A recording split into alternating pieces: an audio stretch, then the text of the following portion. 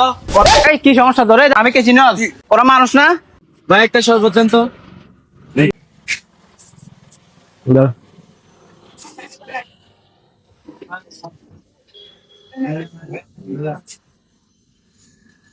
দেন।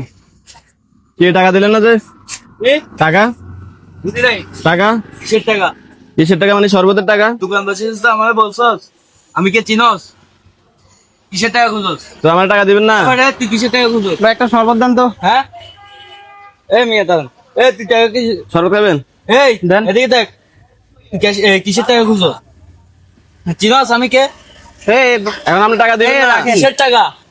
চিনস? ভাই, দেখেন ভাই, কি হয়েছে কি হয়েছে কি হয়েছে? শরবত খাইছে আমার থেকে টাকা দিতেছে না। কি রে? মিয়া দাঁড়ান তো। এই কি সমস্যা ধরে দাঁড়া। কি আপনি কে? এই রাখ আতুল চন্দ্র। টাকা দে, টাকা দিবে এখন দে। আমি কে তুই চিনস? আমি কে চিনস? আমি কে চিনস?